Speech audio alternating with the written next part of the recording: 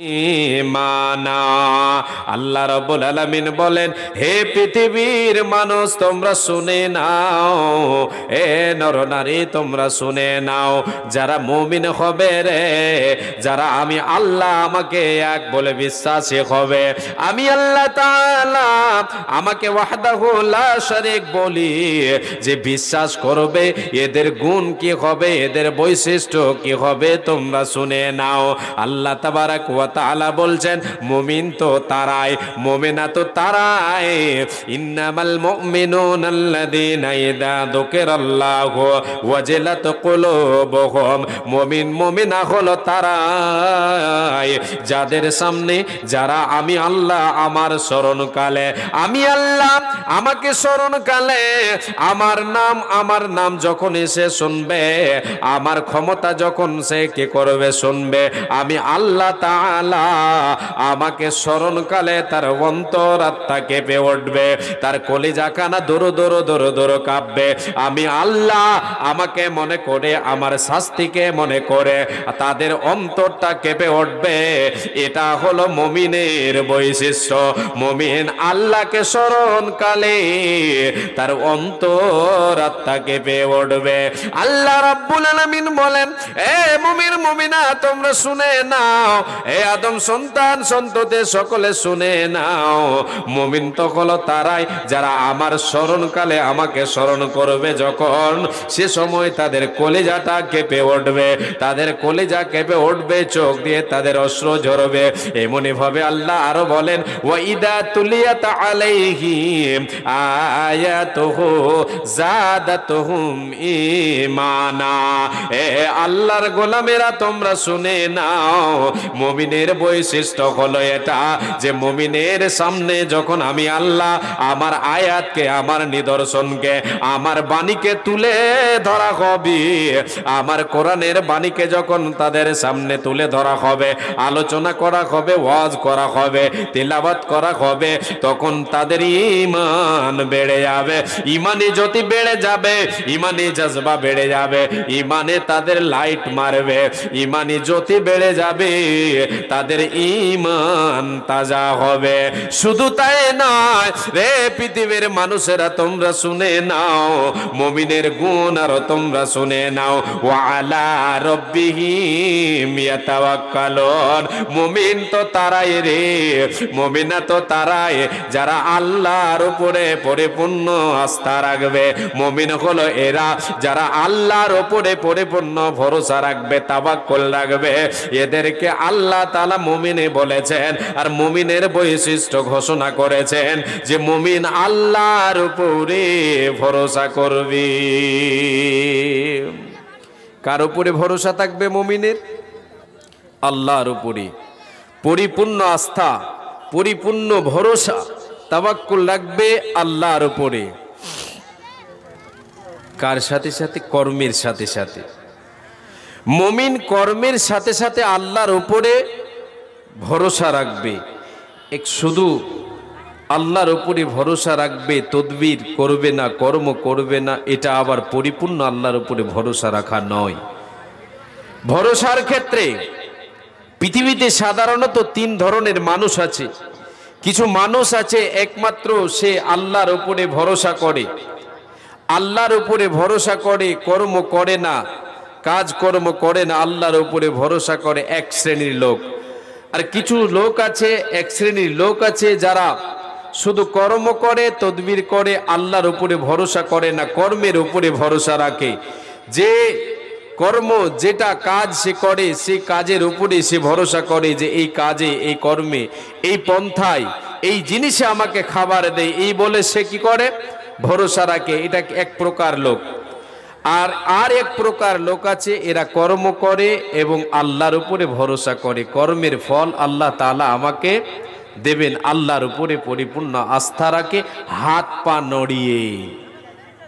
এই মর্মে বিশ্ব নবীকে জিজ্ঞাসা করা হয়েছিল, একজন সাহাবী আল্লাহর নবীকে বলেন, ওগো আল্লাহর নবী, আমার বাড়িতে উট আছে, উট, সেই উটকে আমি বাড়িতে বেঁধে রেখে, তাকে রশিতে বেঁধে রেখে আল্লাহর উপরে ভরসা করব, নাকি তারে ছেড়ে দেব মাঠে ময়দানে? ছেড়ে দিয়ে আমি বাড়িতে বসে থাকবো, আল্লাহর উপরে ভরসা করে বসে থাকবো? এটা করব না, তাকে আমি বেঁধে রেখে আল্লাহর উপরে ভরসা করব।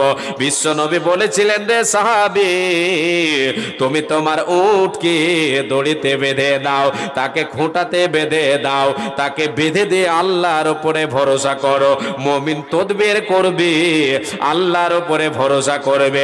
মুমিন এইরকম করবে না যে হাত পা বুকে করে বসে থাকবে, কোনো আমল করবে না, কর্ম করবে না, একমাত্র আল্লাহর উপরে ভরসা রাখবে। এটা মুমিনের আল্লাহর উপরে পরিপূর্ণ ভরসা রাখা হলো না। মুমিন কর্ম করবে, আল্লাহর উপরে ভরসা রাখবে। বিশ্বনবী বলেন, যদি তোমার পরিপূর্ণ আল্লাহর উপরে ভরসা থাকে রে, আল্লাহ তাআলা তোমাকে পাখিদের মতো আহার দেবেন। যেমন পাখিদেরকে আল্লাহ তাআলা আহার দিয়ে থাকেন, তেমন তোমাদেরকে আহার দেবেন। হাদিসটা আপনাদেরকে শোনায়, তারপরে সে হাদিস থেকে আপনাকে যে মাসলাটা বের হবে সেটা আপনাকে ভালোভাবে আমি বুঝিয়ে দেব। বিশ্বনবী বলেন, উম্মত রে, লাউ আন্নাকুম তাওয়াক্কালুনা আলাল্লাহি হাক্কা তাওয়াক্কুলিহি, যদি তোমরা আল্লাহর উপরে পরিপূর্ণ আস্থা রাখো, ভরসা রাখো, তাওয়াক্কুল রাখো, যেমন ভাবে আল্লাহ তাআলা হক রাখেন, তুমি যদি আল্লাহর উপরে পরিপূর্ণ আস্থা রাখো, এ নরনারীরা, এ মুমিন মুমিনা, তোমরা শুনে নাও, যদি আল্লাহর উপরে তুমি পরিপূর্ণ আস্থা রাখো, তাহলে যেমন আল্লাহ রাব্বুল আলামিন পাখিদেরকে খাবার দেন, তোমাদেরকেও খাবার দেবেন। কেমন পাখিদেরকে আল্লাহ খাবার দিয়ে থাকেন? সকাল বেলায় খালি পেটে পাখিরা নিজ বাসা থেকে বেরিয়ে যায়, তাদের পেটে কোনো খাবার থাকে না। ক্ষুধার তাড়না নিয়ে তারা সকাল বেলায় আল্লাহর জিকির আজকার করতে করতে, তারা তাদের ভাষায় আল্লাহর জিকির তাসবিহ পড়তে পড়তে তারা আল্লাহর উপরে ভরসা করে মাঠে ময়দানে বেরিয়ে যায়, মাঠে ময়দানে খাল বিলে চলে যায়। কিসে নেমে পড়ে এরা? তদবিরে নেমে পড়ে, কর্মে। জি, কার উপরে ভরসা? আল্লাহর উপরে ভরসা। নবীজি বলেন, সারাদিন পাখিরা এদিকে ওদের ঘুরে, খালে বিলে মাঠে ময়দানে ঘুরে, সন্ধ্যা বেলায় আমার আল্লাহ তাদেরকে পূর্ণ পেট দিয়ে বাসায় ফিরাইয়া দিন। এ উম্মাত উম্মাতিরা, যদি তুমি আল্লাহর উপরে ভরসা করি তদবির করো, কর্ম করো রে, তাহলে কর্মের ফল তুমি ভালো পাবে।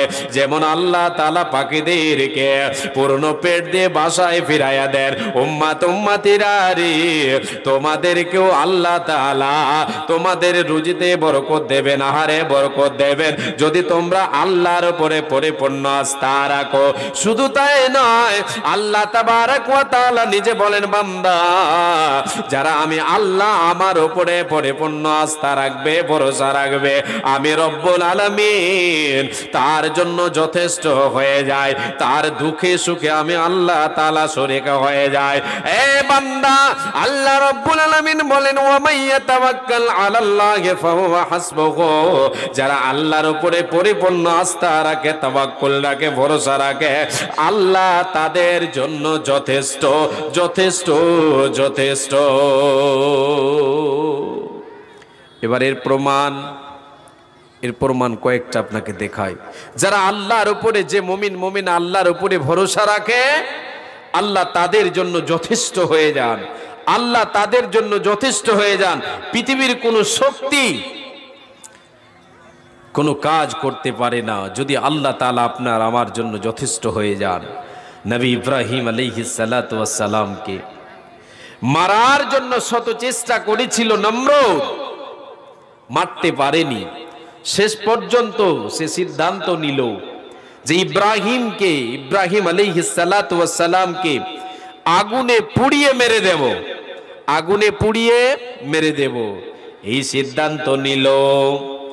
তার দলবলকে বলে দিল, তার প্রজাদেরকে সে বলে দিল, নমরুদ বলে দিল অমুক দিন অমুক তারিখে তাকে আগুনে ফেলে মারা হবে ইব্রাহিমকে।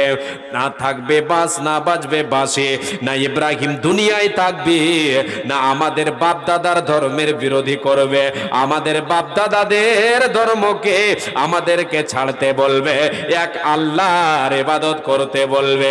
না থাকবে ইব্রাহিম, না সেই কথাগুলি বলবে, সে মরে যাবে, তার মিশন শেষ হয়ে যাবে, ইসলামের দাওয়াত দিতে পারবে না। অমুক তারিখে তাকে আগুনে ফেলা হবে, দেশে ঢোল পিটিয়ে সকলকে এলান করে দাও অমুক তারিখে অমুক দিন অমুক টাইমে তাকে আগুনে ফেলে মারা হবে। এবার তোমরা কি করো? আগুনের ব্যবস্থা করো, জ্বালানির ব্যবস্থা করো। জ্বালানির ব্যবস্থা করা হলো, এক জায়গায় অনেকগুলি লকড়ি জমা করা হলো, জ্বালানি জড়ো করা হলো। এবার ওই জায়গায় ঘিরনির মাধ্যমে নবী ইব্রাহিমকে ফেলে দেওয়া হবে, আগুন জ্বালিয়ে দেওয়া হলো, আগুন জ্বালিয়ে দেওয়া হলো। যখনই সে টাইম চলে এলো, সে দেশে তারিখ চলে এলো, যে তারিখে ফেলার, তাই সে কি করেছিল? সিদ্ধান্ত করেছিল নমরুদ ইব্রাহিম আলাইহিস সালাতু ওয়াস সালামকে আগুনে ফেলে দেবেন। এমন সময় নবী ইব্রাহিম আলাইহিস সালাতু ওয়াস সালাম বলেছিলেন হাসবুনাল্লাহু ওয়া নি'মাল ওয়াকিল। কখন বলেছিলেন? ক্বালাহা ইব্রাহিম আলাইহিস সালাতু ওয়াস সালাম হিনা উলকিয়া ফিন্নার। নবী ইব্রাহিমকে যখন নমরুদ আগুনে ফেলে দিচ্ছে, এই সময় নবী ইব্রাহিম আল্লাহকে বলছেন, এই দোয়াটা পড়ছেন, হাসবুনাল্লাহু ওয়া নি'মাল ওয়াকিল, আল্লাহ আমার জন্য যথেষ্ট, তিনি হচ্ছেন আমার ওকিল, তিনি হচ্ছেন উত্তম কর্মবিধায়ক। আল্লাহ রাব্বুল আলামিনের নবী ইব্রাহিম আলাইহিস সালাতু ওয়াস সালাম আল্লাহকে সঁপে দিলেন, আল্লাহকে সঁপে দিলেন নিজের জানটা। এ আল্লাহ তাআলা, তুমি আমার জন্য যথেষ্ট রে আল্লাহ, একমাত্র তোমার উপরে আমার ভরসা, তুমি আমার উত্তম কর্মবিধায়ক, তুমি আমাকে এই বিপদ থেকে বাঁচাবি। নবী ইব্রাহিম আলাইহিস সালাতু ওয়াস সালামকে আগুনে ফেলে দেওয়া হলো। এবার আমার আল্লাহ তিনি সেই প্রমাণটা দেখিয়ে দিলেন, আল্লাহ যে যথেষ্ট, আল্লাহর উপরে যে পরিপূর্ণ আস্থা রাখে, আল্লাহ তার জন্য যথেষ্ট হয়ে যান। আমার আল্লাহ আগুনকে অর্ডার করে দিলেন, আগুনকে আদেশ করে দিলেন, আগুনকে বলে দিলেন, এ আগুন তুমি শুনে নাও, তুমি ইব্রাহিমের উপরে তুমি ঠান্ডা হয়ে যাও, শীতল হয়ে যাও। আগুনের ক্ষমতাকে আল্লাহ তাআলা ছিনিয়ে নিলেন, আগুনের যে ক্ষমতা পুড়িয়ে ছাই করে দেওয়া, এই ক্ষমতার আগুনের ভেতরে থাকলো না। আগুন শীতল হয়ে গেল, আগুন ফুলের বাগান হয়ে গেল, আগুন ঠান্ডা হয়ে গেল। নবী ইব্রাহিমের একটা পশম পর্যন্ত আগুন পোড়াতে পারল না। চতুর্দিকে নবী ইব্রাহিমকে ফেলে দেওয়া হচ্ছে, চতুর্দিকে দুশমনের দল, সবাই যেন হাত তালি দিচ্ছে। ইব্রাহিম আজকে শেষ হয়ে গেল, সবার মুখে হাসি ফুটেছে। ইব্রাহিম আজকে শেষ হয়ে গেল, আগুনে পুড়ে গেল, আগুনে জ্বলে গেল, আগুনটাকে ভস্মী করে দেবে, ছাই করে দেবে, পুড়িয়ে দেবে, শেষ করে দেবে। আর ইব্রাহিম আমাদের বাপ দাদার ধর্মের বিরুদ্ধে আর কথা বলতে পারবে না। এই নিয়ে তারা সবাই যেন খুশিতে আটকানা। আমার আল্লাহ তিনি যথেষ্ট, যে আল্লাহর উপরে পরিপূর্ণ আস্থা রাখেন, তিনি তিনার ক্ষমতায় নবী ইব্রাহিমকে ওই আগুন থেকে বের করে নিচ্ছেন। আগুন কিছু করতে পারেনি, ওই ইব্রাহিম আলাইহিস সালাতু ওয়াস সালামের কিছু করতে পারেনি। নবী ইব্রাহিম হাস্য মুখে বেরিয়ে আসছেন, সবার মুখে ছাই পড়ে গেল, কেউ কোনো ক্ষমতা তাদের কাজে আসলো না, নমরুদের এই ক্ষমতা কাজে আসলো না। আল্লাহ যে বলেছেন, এ মুমিন মুমিনা, যদি তুমি আল্লাহর উপরে পরিপূর্ণ আস্থা রাখো, তোমাকে আল্লাহ তাআলা তোমার জন্য যথেষ্ট হয়ে যাবেন। তিনি হলেন উত্তম কর্মবিধায়ক। এ বাবা, মা জননী, আমাদেরকে আল্লাহর উপরে ভরসা রাখতে হবে। কার উপরে ভরসা রাখতে হবে? আল্লাহর উপরে। কার ভরসায় আছো রে মন, কিসের করো আশা, এই তো সাদের বাড়ি গাড়ি ভেঙে যাবে বাসা তোমার ভেঙে যাবে আশা ও তোর গোনা দেনে ফো রাইয়া যাবে গোনা দেনে ফো রাইয়া যাবে যৌবনে লাগবে ভাটি ওই যে দেখো ডাকিতেছে তোমায় কবরের মাটি ওই যে দেখো ডাকিতেছে তোমায় কবরের মাটি সন্ধ্যার আগে যেদিন ডুবিবে বেলা এক পলকে ভেঙে যাবে তোমার রঙ্গেরি মেলা কার দেবা তুমি জোরে দমক কার দেবা তুমি জোরে দমক কার মাথায় বাংবালাটি ওই যে দেখো ডাকিতেছে তোমায় কবরের মাটি খবর পেয়ে আসবে আত্মীয় স্বজন তোমারে চার ধারে বসে তারা করিবে ক্রন্দন সাজাইবে তোমায় মনের মতো সাজাইবে তোমায় দোলার মতো কি সুন্দর পরিপাটি ওই যে দেখো ডাকিতেছে তোমায় কবরের মাটি কার ভরসায় আছো রে মন কিসের করো আশা এ তো সাদের বাড়ি গাড়ি ভেঙে যাবে বাসা তোমার ভেঙে যাবে আশা মুমিন একমাত্র আল্লাহর উপরে ভরসা রাখবে মুমিন মুমিনা আল্লাহর উপরে ভরসা রাখবে বিশ্বনবী সাল্লাল্লাহু আলাইহি ওয়াসাল্লাম কেমনটা আল্লাহর উপরে ভরসা রেখেছিলেন তিনার ভরসা আল্লাহর উপরে কতটা যে আল্লাহ আমাকে এই বিপদে উদ্ধার করবেন এতটাই তিনি ভরসা রাখছেন ঘটনাটা একটু সংক্ষেপে বলে তাহলে বুঝতে পারবেন এ মা জননী বাপজান ভাইজান একটু কর্ণপাত করে শুনবেন বিশ্বনবী সাল্লাল্লাহু আলাইহি ওয়াসাল্লাম যখন মক্কা থেকে মদিনা হিজরত করছেন আল্লাহর আদেশে আল্লাহর হুকুমে দুশমনের অত্যাচার বেড়ে গেছে মক্কার জমিনে মক্কা থেকে মদিনা বিশ্বনবী হিজরত করছেন এমন সময় এই কালে এই সময় তিনি আবু বকরকে সঙ্গে নিয়েছিলেন আবু বকর সিদ্দিক রাদিয়াল্লাহু তাআলা আনহুকে সঙ্গে নিয়ে মক্কা থেকে মদিনায় উল্টো পথে চলতে শুরু করলেন কোথা থেকে কোথায় মক্কা থেকে মদিনা সব ছেড়ে দিয়ে ঈমান বাঁচার জন্য মক্কা থেকে মদিনা যেতে শুরু করলেন উল্টো পথে যেতে যেতে যেতে যেতে একটি গর্তের ভেতরে তিনারা আশ্রয় নিলেন রাত যেন এবার ফজর হয়ে আসছে রাতের অন্ধকারে যেতে শুরু করেছেন ফজর হয়ে আসছে কি হয়ে যাচ্ছে সূর্যের কিরণ যেন ছড়াতে শুরু করেছে এমন সময় আল্লাহর নবী ওই অন্ধকার থাকতেই গর্তের ভেতরে আশ্রয় নিলেন আবু বকরকে সঙ্গে নিয়ে সেই গর্তটার নাম হচ্ছে গারে থর থর গুহায় আল্লাহর নবী সাল্লাল্লাহু আলাইহি ওয়াসাল্লাম আবু বকরকে নিয়ে আশ্রয় নিলেন এইদিকে খবর ছড়িয়ে গেছে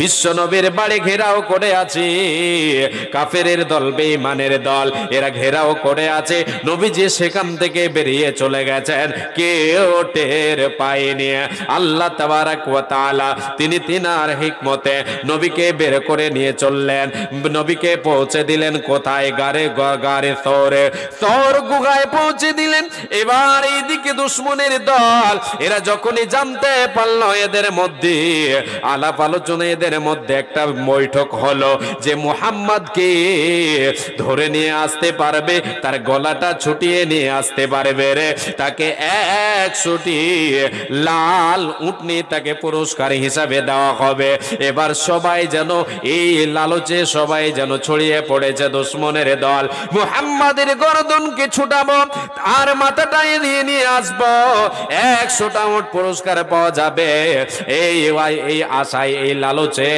এই লোভে সবাই দেখো দেখ ছড়িয়ে পড়ে পড়েছে, নবীজি আমার গর্তে আছেন আবু বকরকে নিয়ে। সেই গর্ত পর্যন্ত পৌঁছে গেছে কিছু দল, কিছু লোক, কিছু দুশ্মনের দল পৌঁছে গেছে। নবীর দুশ্মন ইসলামের দুশ্মনেরা পৌঁছে গেছে। এবার তাদের পা যেন দেখতে পাচ্ছেন কে? হযরতে আবু বকর সিদ্দিক রাদিয়াল্লাহু তাআলা আনহু। তিনি বলেছেন আমি যখন গারে ছিলাম, বিশ্ব নবীর সঙ্গে যখন গর্তে ছিলাম, এমন সময় আমি দেখছি দুশ্মনের পা যেন দেখা যায়, তাদের পা দেখতে পেলাম।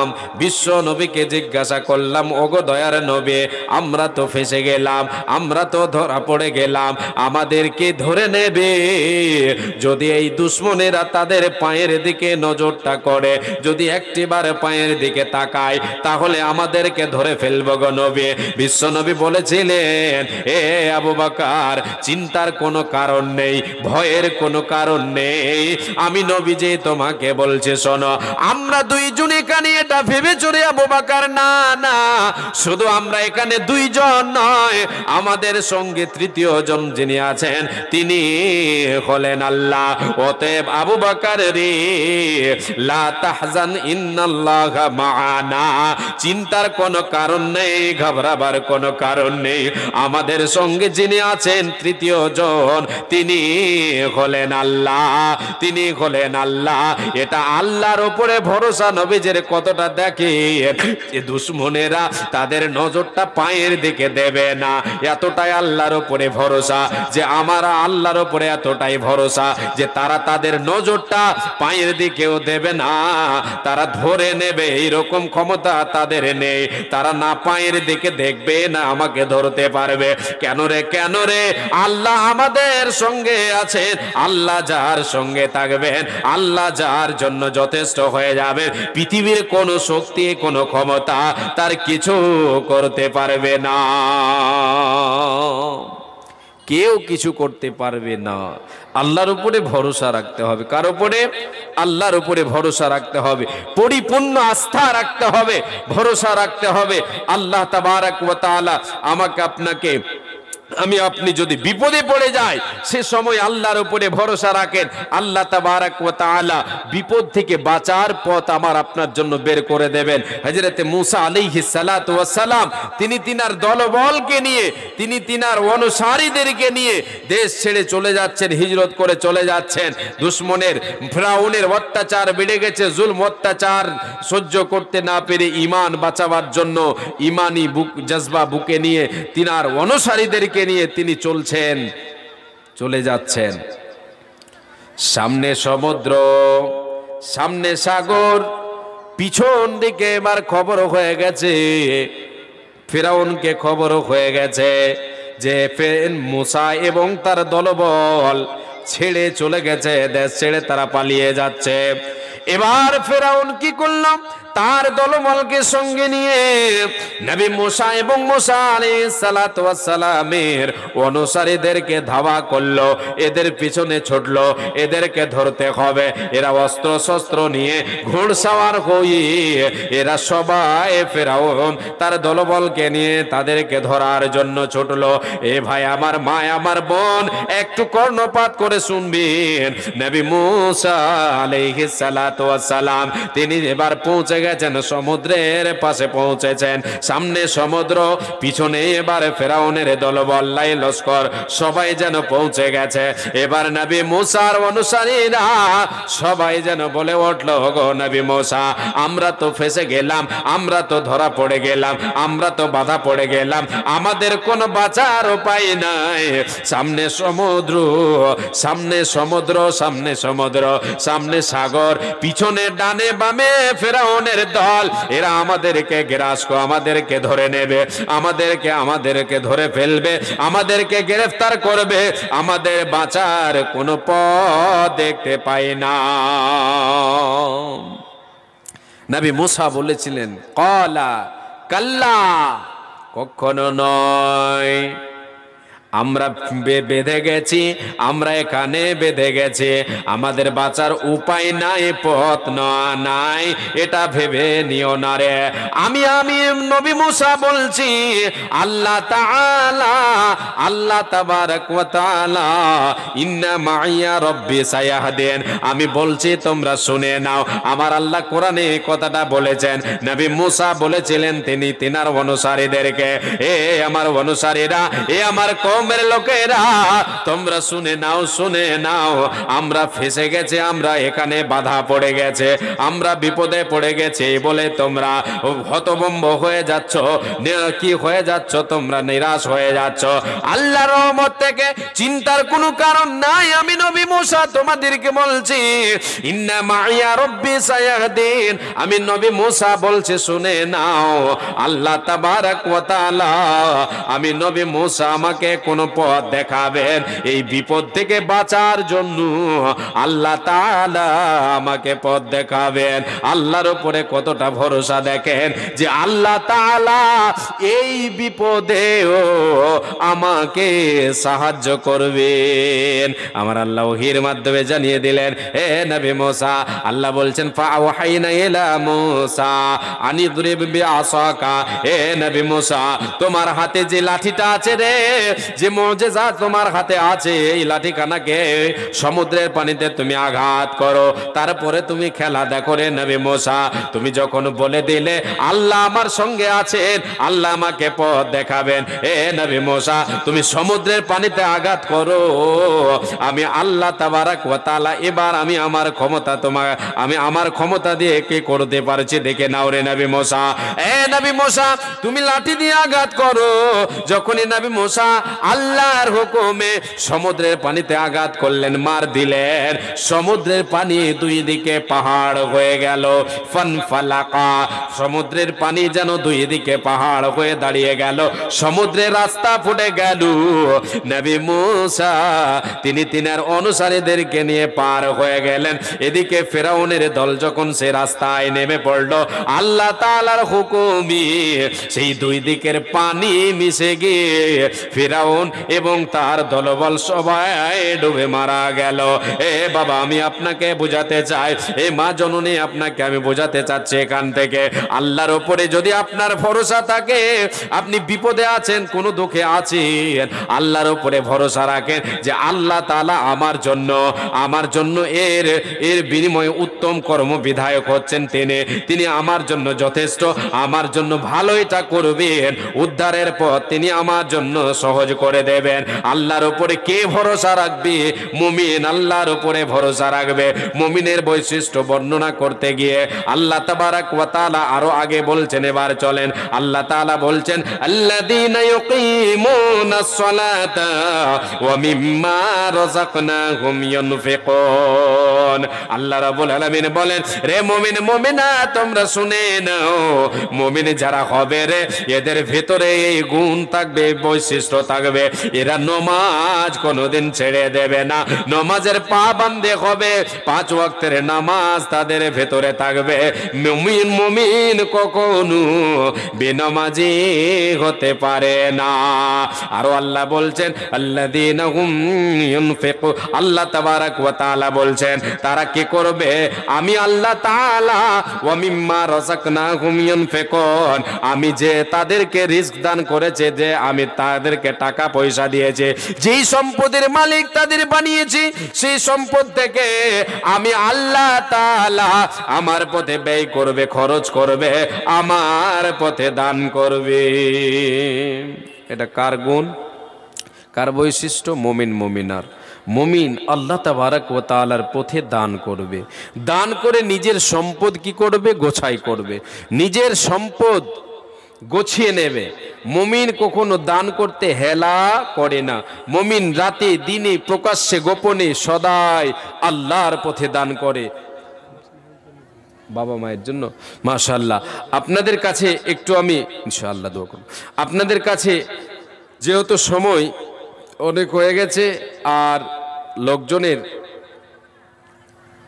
ব্যাপারটা কিছু বুঝতে পারছি না, এটা এরকম হবে এটা আজকে ভেবে নিয়েছিলাম। যেহেতু প্রধান বক্তা যদি আগে স্টেজে চলে আসেন তাহলে ওই জলসা শেষে কিন্তু ঠিক থাকবে না। এটা সব জায়গায় দেখেছি, প্রায় জায়গায় প্রধান বক্তা সাহেব আজকে আগেই আলোচনা করে চলে গেছেন, যার জন্য এরকম অবস্থা। তো আমি আগে আপনাদের আর বাড়ছি না, আপনাদের কাছে হাত পাতাচ্ছি মাদ্রাসার জন্য। আল্লাহর ওয়াস্তে প্রত্যেকেই আমার হাতে দান দেবেন। আমার পরে আজকের যিনি দ্বিতীয় বক্তা ছিলেন উনি আছেন, উনি মূল্যবান আলোচনা শুনিয়ে যাবেন ইনশাআল্লাহ, এটা আশা রাখি। আপনারা যিনারা আছেন সবাই আমার হাতে দান দেন, যিনারা এদিকে ওদিকে ঘুরছেন সবাই আসেন, এসে বসেন।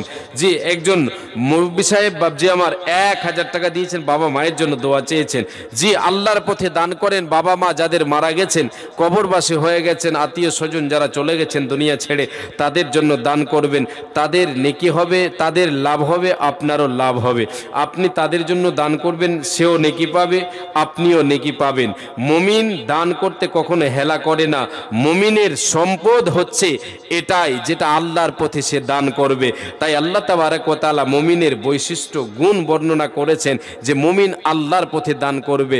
আমাকে আপনাকে যে সম্পদ আল্লাহ তাআলা দিয়েছেন এটা আমার আপনার নয়, এটা আল্লাহ দিয়েছেন আমাকে আপনাকে ভোগ করতে। আমি আপনি সেখান থেকে যেটা আল্লাহর পথে দান করব সেটা হবে আমার আপনার নিজস্ব। যেহেতু এই দুনিয়াটা চিরস্থায়ী নয়, দুনিয়াটা হচ্ছে অস্থায়ী। দুনিয়াটা হচ্ছে অস্থায়ী, চিরস্থায়ী জায়গা হচ্ছে আমার আপনার পরকাল। সেই পরকালের জীবনকে সুখময় করতে হলে আমাকে আপনাকে সম্পদ মানে সম্বল গছিয়ে নিতে হবে, সৎ আমলের বোঝা আমাকে আপনাকে গছিয়ে নিতে হবে, ভারী করে নিতে হবে। অতএব আমি সকল ভাই বোনদের কাছে, বাপজান মা এবং বাবাদের কাছে, ভাই ও বোনদের কাছে আমি